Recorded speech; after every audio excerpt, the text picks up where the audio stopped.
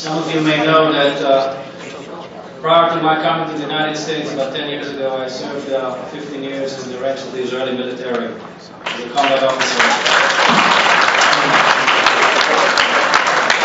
You want to ask yourself, why is it that an Israeli soldier decides to fight for energy independence?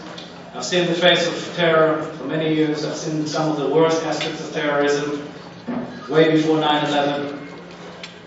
And I know what we're up against.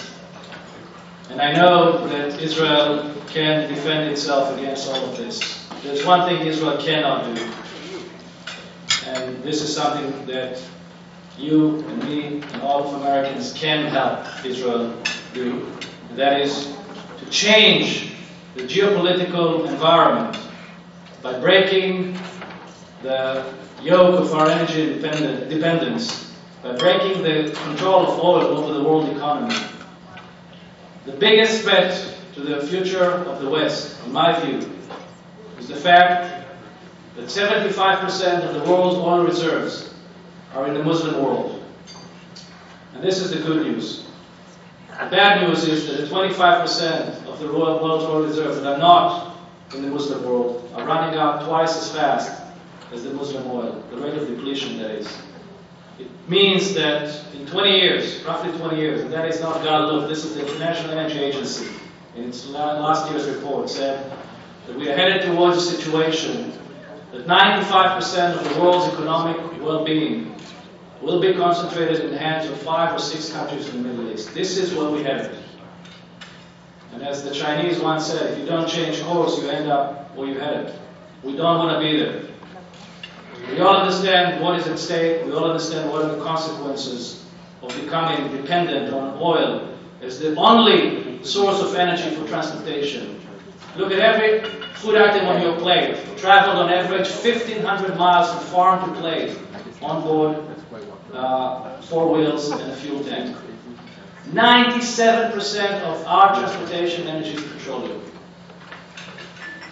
So what we're trying to do at the Set America Free Coalition, since you know that 50% of Americans are more concerned about the melting of the ice caps, and 50% of Americans are more concerned about the melting of the West, we decided to bring those two constituencies together and create a nationwide coalition in support of something that we call in Washington fuel choice.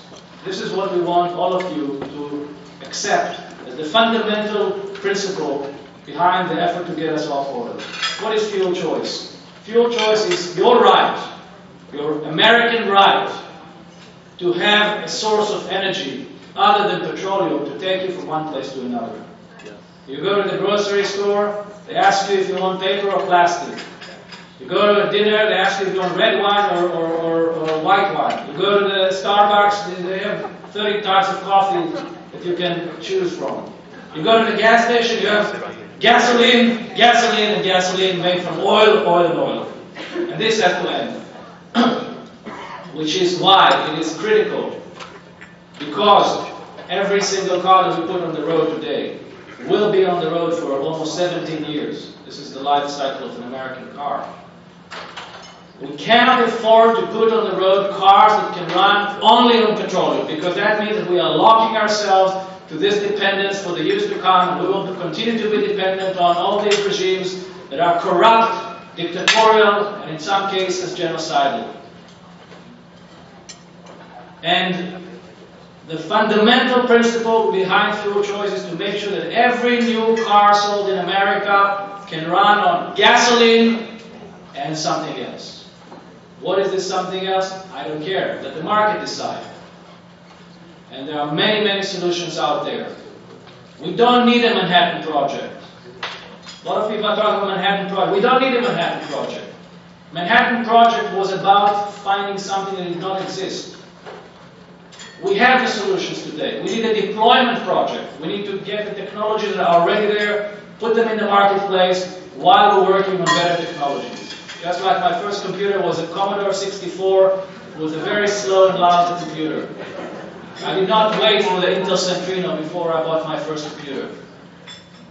And this is what we're trying to do in Washington today, to get the people from the right and from the left to get the environmentalists, the security-minded people, the evangelicals, the labor unions, and come together around a set of policies that we can all agree on.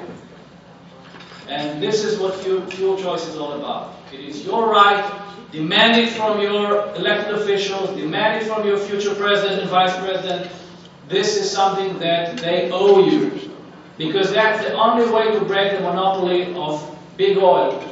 And big oil, by the way, it's not only Exxon, it's Saudi Aramco, it's Kuwait Petroleum, it's Iran, PDVSA, Pemex, Gazprom.